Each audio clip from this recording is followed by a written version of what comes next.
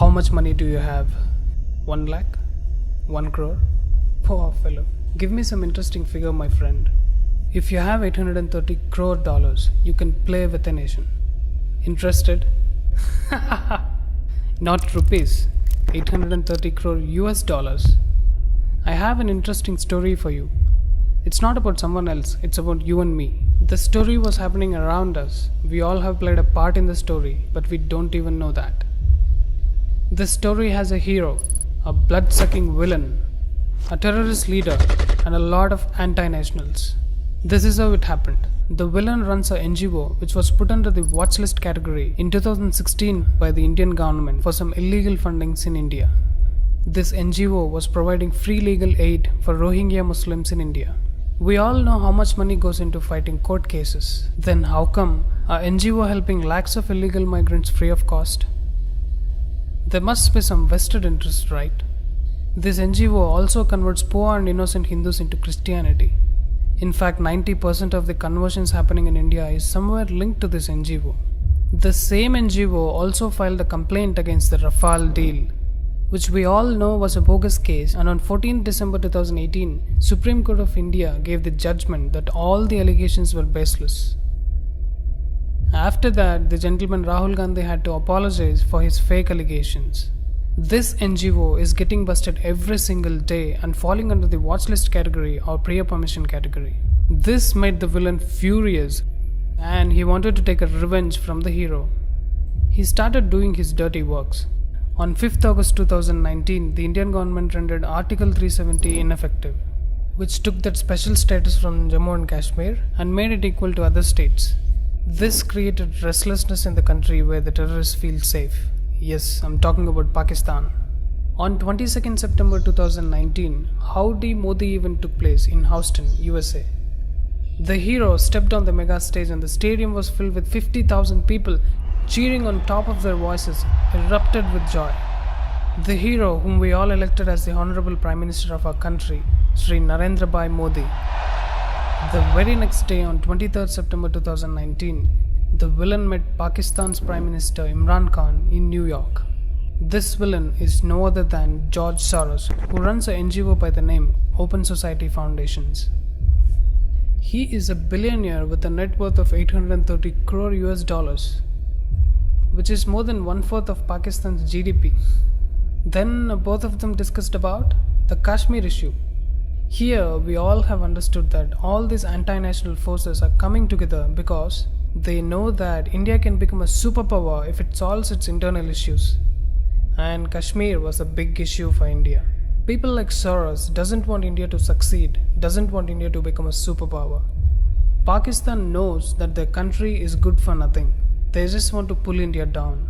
On 27 September 2019, our Honorable Prime Minister Narendra Modi ji addressed the 74th Annual UN General Assembly session held in New York. Shortly after that, beggar Prime Minister Imran Khan addressed the same session and spewed venom against India and Indian Army, which he usually does. Modi ji took a note of it, came back to India, and after a month of planning, on 31st October, the government gave a befitting reply by declaring Jammu and Kashmir and Ladakh as 2 union territories. This made the villain go berserk. Now, Soros can see the defeat standing in front of him. To protect the image of his NGO, he launched a book on Amazon on the exact same date, 31st October 2019. Till now, Soros had lost more than thrice to Modi ji, and he wanted a revenge. So on 24th January 2020, he gave a speech at the World Economic Forum at Davos and committed $1 billion towards fighting nationalism and nationalists. He also criticized the Citizenship Amendment Act and met Imran Khan again. Interestingly, the very next day, on 25th January 2020, videos of an anti-national Sharjeel Imam became viral, where he said that if 4 to 5 lakh Muslims come together, they can cut Assam from India. After 2 days, on 27th January 2020, ED found financial links with terrorist organization PFI and anti-CIA protest. Does this have any link with PFI? Yes, it has. ED presented a document where PFI transferred 77 lakhs to Kapil Sibal and 4 lakhs to Indira Jaisingh. This proves that Indira Jaisingh has a PFI connection. This lady Indira Jaising is on the dock for the donations from George Soros' network of NGOs and their NGO lawyers. This also proves that there is some link between PFI and George Soros. And even he is responsible for brutal killings of Hindus in Delhi riots. Now, Kapil Sibal, who received 77 lakhs, was the lawyer for Teesta Setalvad. Even Indira Jaising came to rescue her in this case, which can be seen in this article. Teesta was the co-petitioner in the Gujarat riots case against Modi ji. We all know that he was innocent, but she wanted to frame him and send him behind bars. Modi ji is the common enemy for her and George Soros. Interestingly, the organization that Teesta Setalvad made in 2002, even Javed Akhtar was also part of it.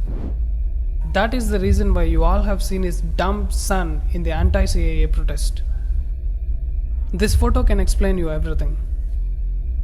There is a Facebook page by the name Fraternity Government JNU, which wants the government to release this anti-national Sharjeel Imam. They have made several posts in support of this anti-national termite. This Facebook page supports the vulgar acts of Tablighi Jamaat, and the same page calls Teesta Setalvad as a chief guest to address their audience. Teesta Setalvad's NGO, CJP works in Assam, and Sharjeel Imam wanted to cut Assam from India. Can you see the link?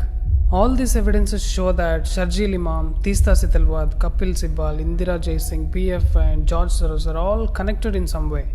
Their only goal is to destroy the country and break it from inside. After this crackdown by ED, Soros wanted to do something big. On 29 January 2020, George Soros moves to Delhi High Court against the Modi government, which had put his NGO in prior permission category. But the question is, why did he take 3 years to file a complaint? Or was he planning something big? Yes, on 4th February 2020, he sent his puppet Harsh Mandar to Shaheen Bagh, where he asked everyone to join the Shaheen Bagh protest. Let me tell you one thing here. Harsh Mandar works for at least 5 Christian missionaries. He handles the conversion business of Soros. He also held more than 8 to 9 positions during the Congress's rule when Manmohan Singh was the Prime Minister. He was the main man for Sonia Gandhi, and he is the main man for Soros as well. How can a person work for the ruling party and at the same time work for the anti-Indian forces? It can only happen when the ruling party is also involved in breaking the country. We all know the hate that Sonia Gandhi has for sadhus and Hinduism, and Harsh Mandar working for Christian missionaries proves my point. After this, on 18 February 2020, Teesta Setalvad also came to Delhi and joined the anti-CAA protest, and she was seen tutoring the protesters. She was teaching them what they have to say and what not. Watch here. क्या शाहीन बाग के आंदोलन की जगह बदलने से आंदोलन कमजोर होगा क्या? ये हमारा सवाल है, जवाब किसी को नहीं देना है, वो जवाब से पूछा जाएगा तो आपको एक एक को जवाब देना है, हम सब नोट करेंगे, ठीक है? तो ये पहला सवाल है, क्या शाहीन बाग के Remember, wherever she is, there is a possibility of riots. She did that in Assam, and now she came to Delhi. These protester men and women were the same who were throwing stones on the police, shooting at the police, stopping the traffic and burning buses. But they wanted some kind of retaliation from BJP, which came on 23rd February 2020, when Kapil Mishra publicly spoke out in a rally against the anti-CAA protest.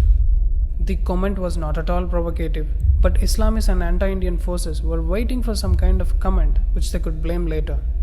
They wanted to disrupt the Trump visit, which was on the very next day on 24th February 2020. Aam Aadmi Party's Tahrir Hussain was involved in this anti-CAA riots. It was a pre-planned event, as petrol bombs, acid packets, slingshots, bricks and stones were kept strategically in his house. Even the recent updates and FIRs show that it was a pre-planned event against Hindus. We have seen how many Hindus lost their lives. Finally, the villain won this time. The villain, along with anti-nationals and Begaristan, doesn't want India to progress. Even though the hero saved us many times, but villain knew that he had to win only once. But remember, this is not a movie. These events have major effects on our country and on us.